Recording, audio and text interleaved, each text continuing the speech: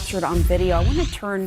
I want you to warn you that this is disturbing. It is very graphic. This is surveillance footage moments before a 23-year-old Ukrainian refugee was stabbed to death aboard a train in Charlotte, North Carolina. Now, after she boards the train in her work uniform, she sits in front of her alleged killer. And after a few moments, in a seemingly just random act, the suspect pulls out a knife and attacks her. Heartbreaking indeed. I want to go live to CNN's chief law enforcement and intelligence analyst, John Miller, who's joining us from New York. John, what do we know, first of all, about this horrible attack and the alleged assailant? Well, this happened back on August 22nd. The assailant, who's charged with murder in this case, is DeCarlos Brown, 34 years old. He's got 14 arrests in the Charlotte-Mecklenburg area. He just finished a 6-year stint for an armed gunpoint robbery and got out of jail a couple of years ago. And what we're trying to learn is more about what his encounters with law enforcement on the street have been since the time he was released from prison up until this incident. The attack, as you know, John, has set off a political firestorm about crime in Democratic-led cities across the United States. How is this playing out? Well, if you look at Charlotte, their crime is actually taking a dramatic turn in the right direction. Their murders down 29% as of the July numbers I read through. Aggravated assault, which would capture stabbings, shootings, and other assaults, is down 25%. So you look at Charlotte, and like many of these cities that are telling this story, their violent crime is trending in the right direction. Their property crime, burglaries, car theft, you see slight increases in, but they have a very dynamic police department there that has a combination of assertive policing, precision policing, directed patrols, but also community policing involving youth outreach for juvenile delinquency and other things. So this is not one of those cities that is asleep at the switch on crime. What this is a terribly tragic, dramatic, terrible event captured on video, which is being magnified to send a certain message. Yeah. Certainly is. When you look at this video, John, what do you take away from the suspect's demeanor? Well, I think we've all seen this story before, and we don't have this level of detail. But when you see an attack like this that is so completely and totally unprovoked and without another motive, meaning robbery, a sex crime, none of that came into play here. What we're probably dealing with, again, is untreated mental illness. And that's why I think we want to dig into what other encounters were there with the system that could have given tipping and cueing to where this person was in terms of mental illness, because we've seen so many of these unhinged people and unprovoked attacks. All right, John Miller, thanks very much for that update. Wow, that's messed up. I mean, just to spring into action and start stabbing a person who just sat down in front of you. To believe that we live in a country with people who keep doing this kind of stuff again and again and again, and that we haven't figured it out. And we haven't come to some kind of way to, because it happens so few and far between, because there's so many of us living on top of each other, all kind of bullshit going on, and then these things just, people snap and this kind of stuff happens. This guy had a lengthy criminal prison history. How can you have a guy be put in a prison in the United States of America?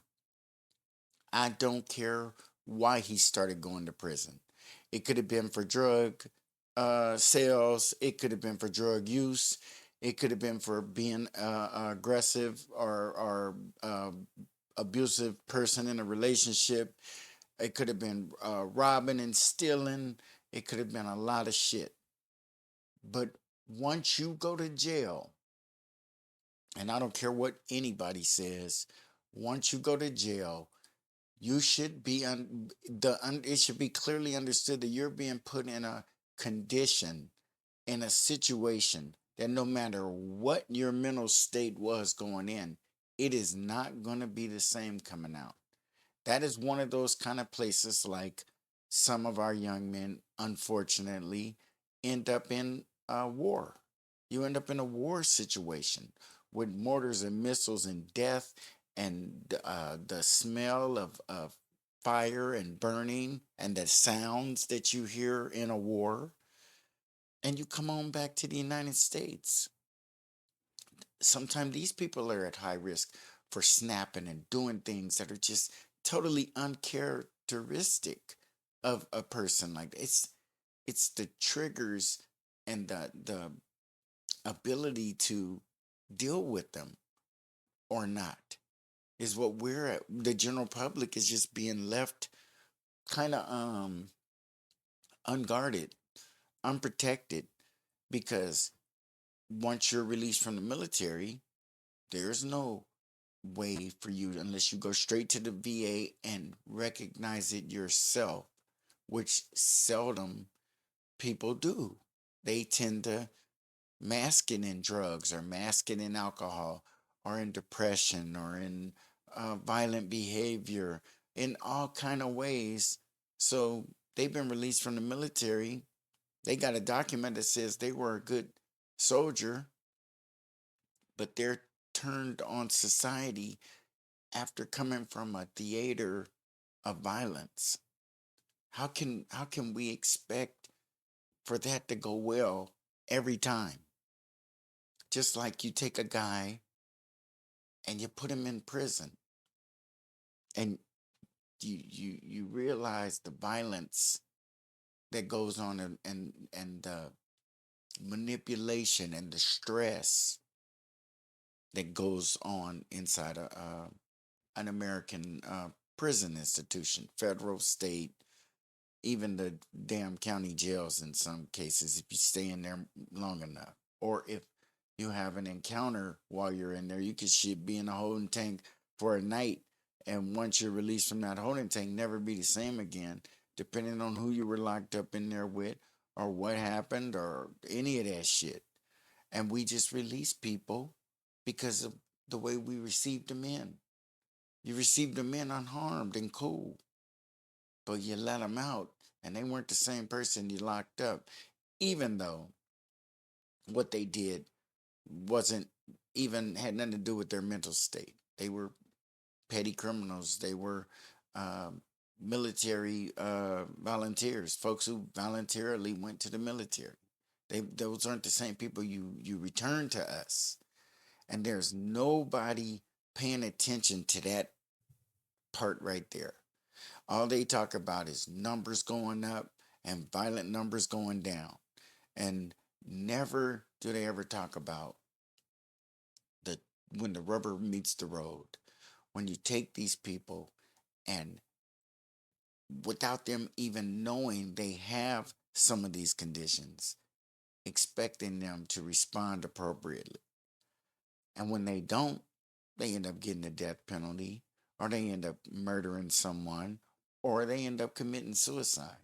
There's all kind of things that happen, but it nobody ever seems to go, "Hey man, what are we doing?" or "Where does this?" And it's not only the military, and it's not only people who've been locked up in prison, but those are places, institutions that are known for releasing people back into society with mental issues that need to be dealt with.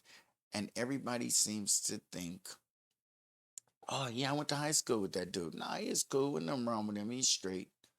But you ain't seen him in 8 years. You ain't seen him in 12 years. He been to prison a few times since then. Did you see him when he got out? Did you communicate with him? Did you hang out? Did you notice that maybe he a little different than he was when you knew him back in the day? That's all I'm saying, is that those are the things that need to be looked at from our government's standpoint. That's the best that they can do, is to identify the propensity for that to happen and do something about that shit. Intervene, do something. And the other part is the victim. The victim, in this case and in many cases, is an unaware. He was seated first. His back was to her. She walked past him and sat down.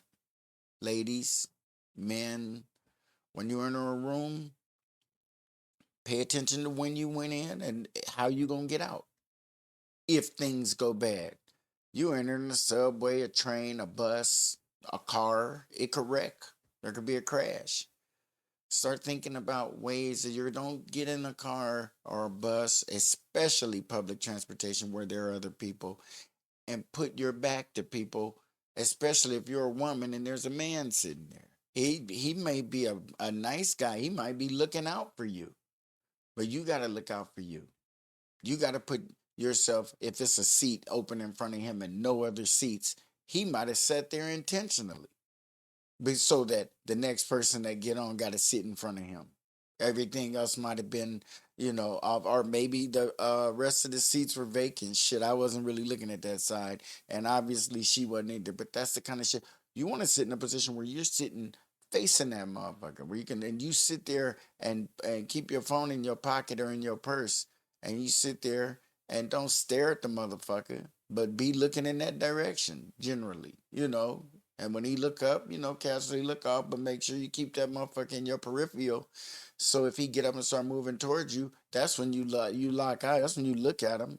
You're not staring in. You observing your shit. Do not ever, ever feel something inside yourself and let your brain override it.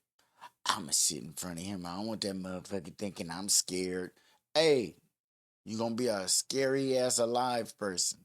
Use your instincts. When they kick in and you feel the hair on the back of your neck stand up, listen to that shit. You get on the elevator and somebody else get on the elevator, just you and that person, and you don't feel comfortable, hold the door and get off. He'll be like, damn. He might tell his friends when they go, man, I got on the elevator and this motherfucker just jumped off and shit. They be like, ha ha ha, whatever. You're alive. Don't let the door close and shit because you want to prove that, it's just how I'm feeling on the inside. He's probably a nice guy. Well, ain't worth your life. Get off the fucking elevator. You know what I'm saying? And wait until the one come that you can get on empty by itself. Just you.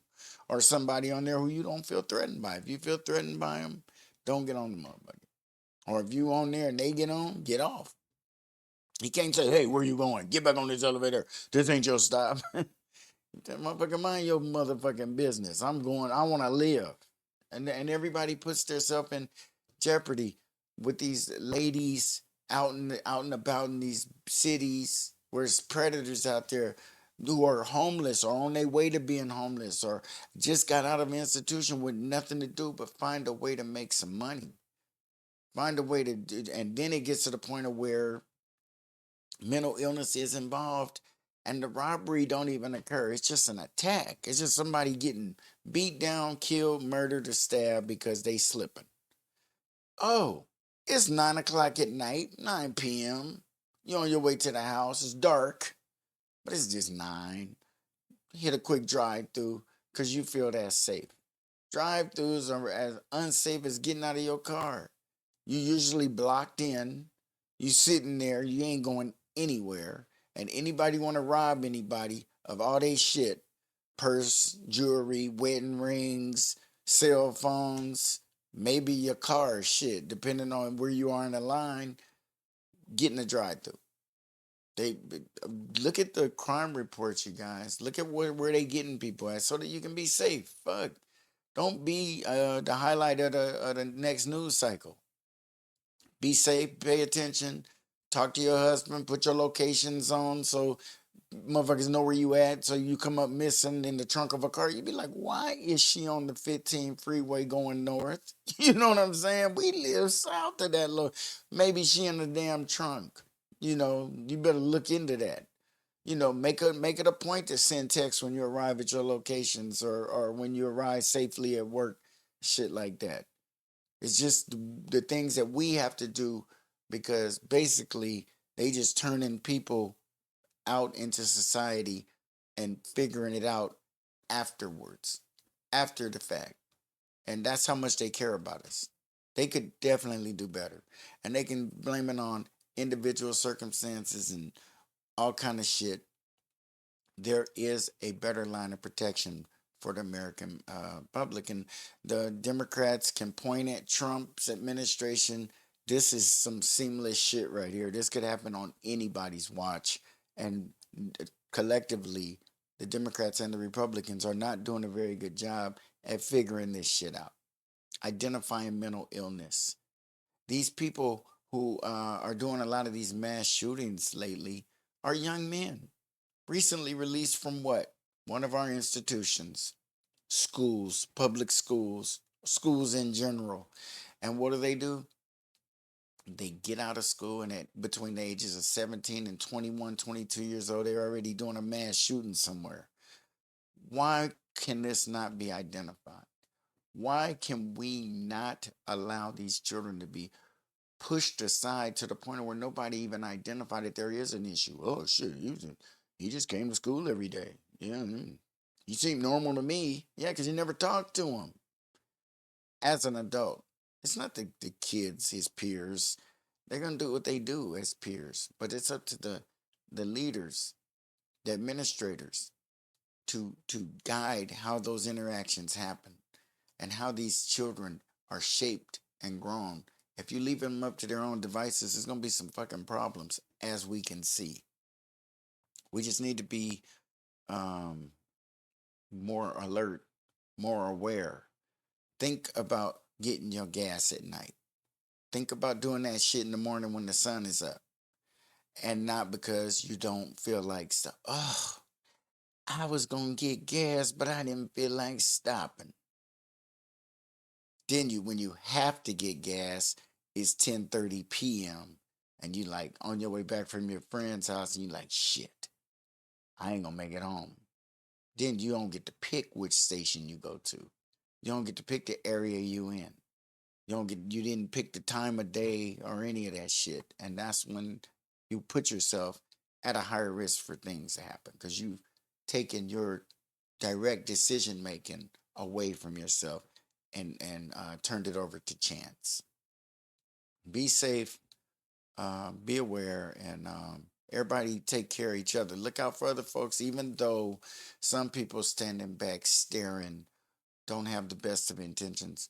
The world ain't 100% bad yet. We still got an opportunity to turn this shit around, but we need to require different things of our government and stop letting them expect everything to be explained away with a statistic.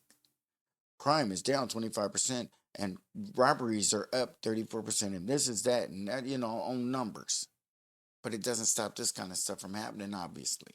He's still standing there telling you that crime is down. So what does that mean? This woman just got stabbed to death, dead on the scene, on public transportation, and the only thing you can tell us is something about some fucking statistics, instead of saying this might be an area where we could attack this.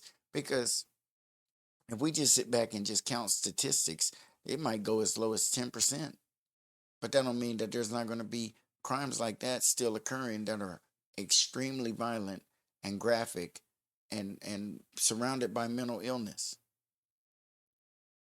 Some frustrating shit. Be safe out there. Like, comment, share, and please subscribe. We see you on the next Black Popcorn.